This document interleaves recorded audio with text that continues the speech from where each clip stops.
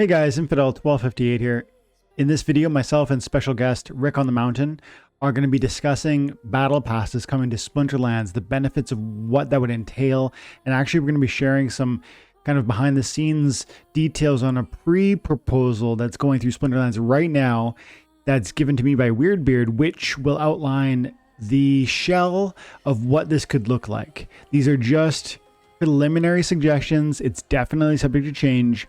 But I think there's a lot of great, exciting things within this potential proposal, and I definitely want to discuss it with you today. Stick around, stay tuned, like and subscribe. Have an amazing day, guys. God bless. And yeah, I do hope we also get soul-bound reward cards, and I really want that to be tied to some sort of battle pass. I think a battle pass needs to happen because I would be a big fan of that. Yeah, revenue for the as team. Someone who wouldn't be able to necessarily partake all the time because it's broke.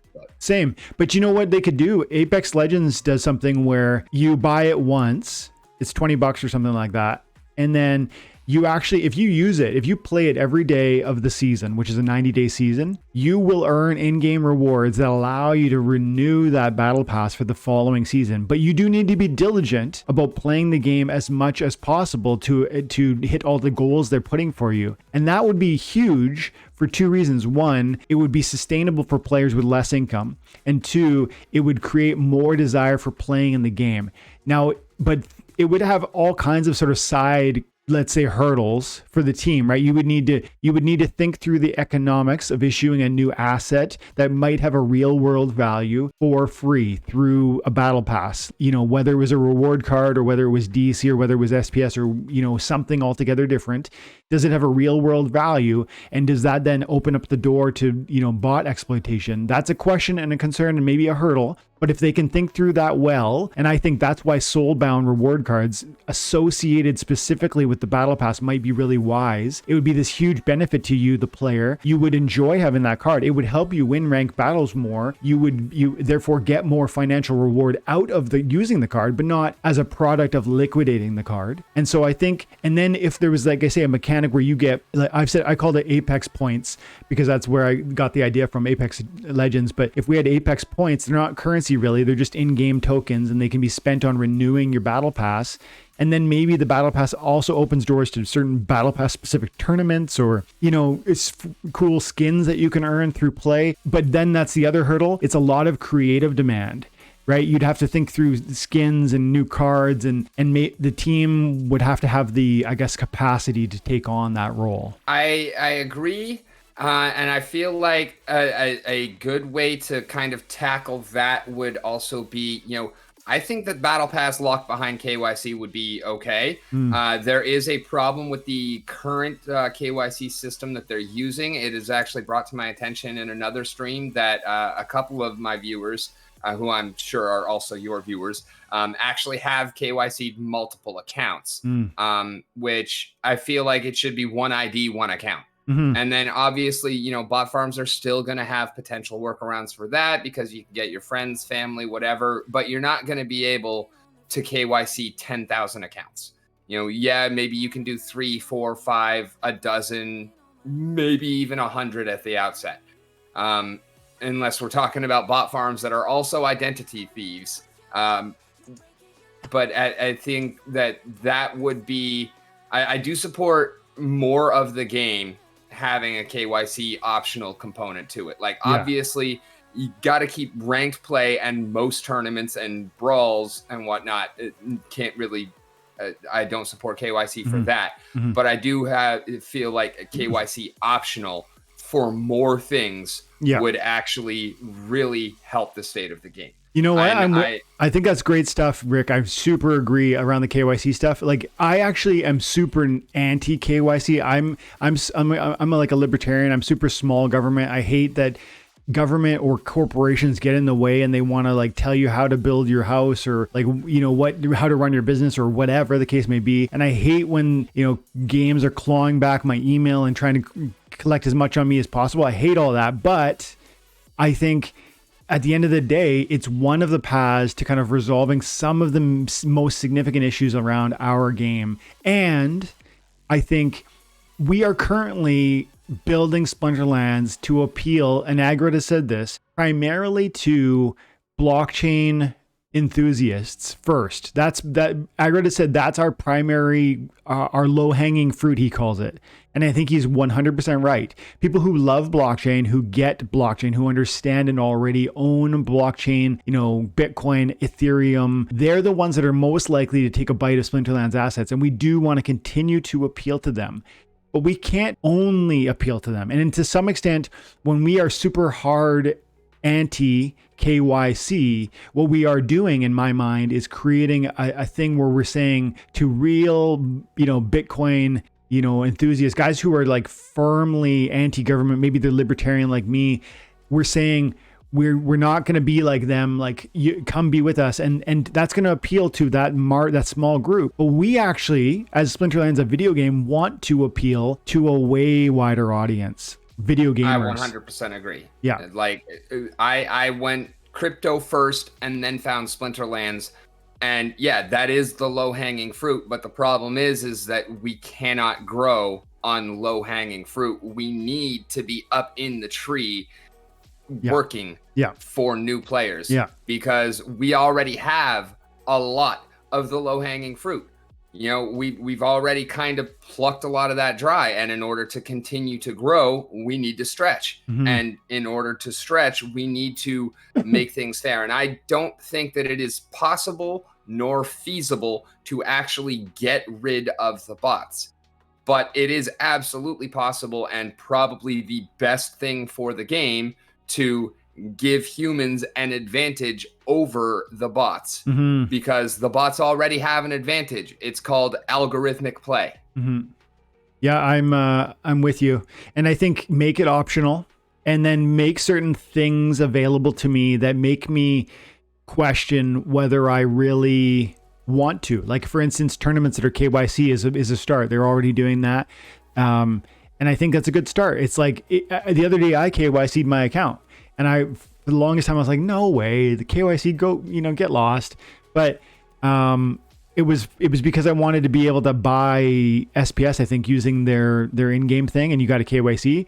So I didn't buy any, but I was like, you know what, I'm gonna, like, the day is gonna come. Maybe it'll be next month, maybe it'll be the month after, but I'm gonna be dollar cost averaging into more. I want to have that direct outlet, and so I did it. And so give me reasons to don't make it mandatory, but give me reasons to do that, and then give me benefits from doing it, like tournaments or, whatever. Or, for instance, Battle Pass, like we mentioned a minute ago, maybe that needs to be KYC'd so no bot farms are just running this thing and, somehow gimmicking it in a way we can't yet see. But I really think that Battle Pass is an interesting play. I think it would provide additional and ongoing revenue to the team. It would provide unique value to the player. It could be super sustainable and invite everybody from, like, it would create new value for playing the game at every level, and not just that, but actually create a reason for you to be here even longer, which is something the team totally wants. And I want to share with you guys on this topic, I didn't even tell Rick this before we went, but I was talking to the man, the myth, the legend himself, Mr. Weirdbeard, and he gave me some peeks at some stuff that are proposals, future proposals. And I'm not going to get into all of them. He said I specifically could talk about them, but I don't want to get into all of them because they each almost deserve their own video, and understanding and unpacking the nuance of each. But one of them specifically is the Battle Pass conversation. So they are taking this seriously. And, Rick, maybe we take a minute and we just read this, and I'd love to hear your thoughts. This is not final. This is not a proposal that's ready to come out. This is behind the scenes peek of what they're thinking through to imagine what a Battle Pass might look like. And I like what I'm seeing, but Rick, let's read it and let's see what you think. I'm all ears, and y'all, this is why you listen to Dwayne. He's the only one that's going to have stuff like this. Thanks, man. Yeah, this feels like a real sneak peek. I'm glad that we got it. He goes, a Battle Pass is a standard fare in most AAA titles and would allow the company to build a consistent subscription purchase. Totally. Something currently missing from the products offered by the company. Yep. The Battle Pass would create a reason for players to engage and re-engage with the game on a more frequent basis, 100%, and challenge players to interact with parts of the game that they normally may avoid. Earned rewards would be geared towards non-monetary rewards and could have add-ons. And he goes, and there's more here. Pros, creates a new revenue product, consistent purchase from players, allows players to burn DEC to upgrade. That's cool. Allow players to burn DEC to upgrade. So it's like one more mechanic for getting rid of DEC to get your battle pass. Releases on consistent basis, creates FOMO for players within the items, and able to monetize on mobile platform. I'm not sure what that means exactly. But this is one of the main concerns that I saw may be open to abuse by bots. You'd really need to navigate that economy in a way that it wasn't somehow and that's the KYC side for me. That's the bring in the KYC. And there's a couple more things at the bottom that I thought were super cool. Specifically, he says items that could be included, soul-bound reward cards. And I think that's a real winning formula. Tournament free pass entries. So you get like a free pass on certain key tournaments that are Battle Pass related that only Battle Pass players can participate in. Maybe there's cool prizes that Splinterlands puts up. Maybe it's Roonies because they have a few. Maybe it's, beta packs that I know Splinterlands team is still sitting on. DEC, SPS, in-game wallpapers, skins, titles, how that'd be awesome. ECR bonuses. And so there's just a ton of interesting things here. And this is just kind of the beginning. This is just the thinking through. It's just, Weirdbeard came to me and he said, like, what do you think about this? And among these other proposals too. And this one was one that struck me as one of the most important out of the 11 that were sent. This one to me struck me as super important because one, I actually think it would help for all the reasons I've already articulated. But two, I actually think our community would largely be behind this. And I can't wait to see what the comments say. Rick, I want to hear what you say, but I definitely want to reiterate that I believe, based on sentiment I've seen on my previous video where I talked about this Battle Pass idea, it seems to me that most people that follow me think this would be a good idea.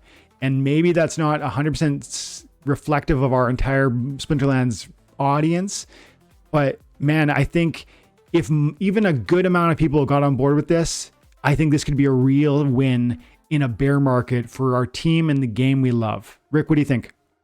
It's not reflective of the entire Splinterlands audience because nothing will be, because any group of people is always going to have outliers that disagree. But I would say that out of everything that you just said, it is 99.5% perfect. Yeah. The only thing I would not want to see come out of the Battle Pass would be DEC rewards. Yeah. Because we've just worked so hard Yeah. to stop any new DEC coming out. I don't want to see that coming from a Battle Pass either, but everything else, including, buying it with DEC, burning that DEC, and then having the ability to burn additional DEC for some kind of upgrade is beautiful. The Battle Pass only tournaments would be awesome and would actually get me back into playing tournaments, because I kind of quit playing tournaments because they're not a financial opportunity. They are a hole in the ground for me. They're a boat. A boat is not an investment. It is a hole in the water that sucks money. And like, there was one season where I spent 10,000 DEC and 300 SPS on tournaments, and I got 7 SPS from tournaments. I just want to tackle some questions and comments around the Battle Pass idea, because a few comments have come through though. He goes, I see the chat blowing up. Yeah. Bobby goes, Battle Pass with actual value is good. Battle Pass just cuz is bad. Yeah, for sure. You'd have to navigate that, right? Or I guess, Bobby, I would push back though too, and you could say if it had no value, you could argue, oh, I'm just gonna pass. I'm gonna pass on it. Like if it wasn't good for you, you just walk away from it. And then Paul says, are players going to complain that they have to dish out more cash for a Battle Pass?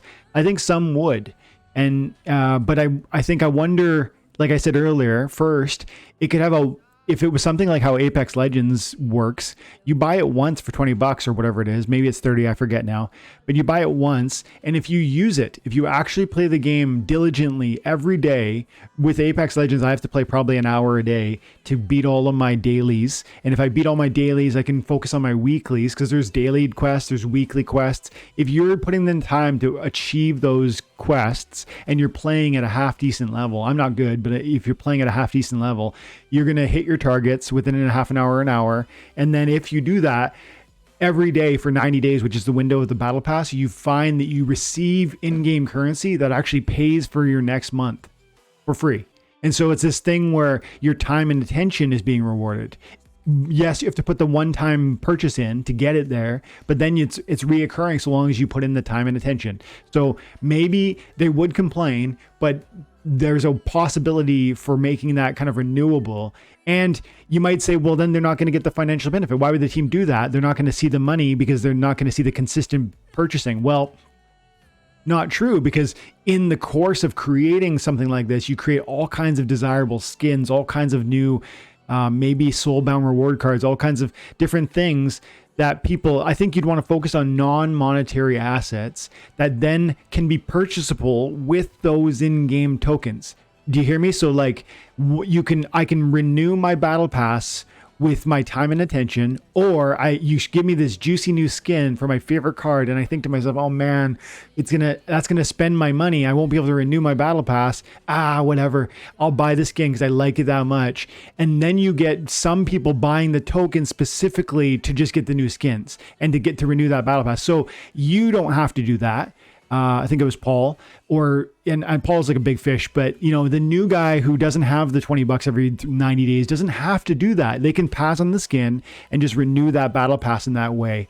And I think through that process, you would probably negate that criticism largely.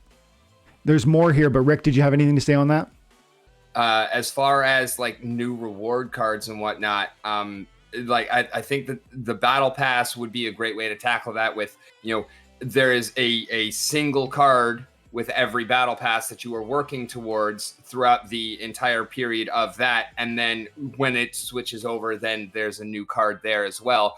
This was actually brought up in just in relation to reward cards that, rather than seeing like, okay, we wait a year and then we get 20 new rewards cards, I would much rather see them come out, at the same overall speed, but in smaller chunks, like one a month or, two a month, however it actually works, but pull it, down to the point where, we get them slowly. And then that makes it, easier to kind of build up that one new one, rather than all of a sudden you've got, 20 new cards that you're trying to build all at the same time. Mm-hmm. And I think that the battle pass kind of might be a good way to kind of integrate that as well. Yeah, I agree with you.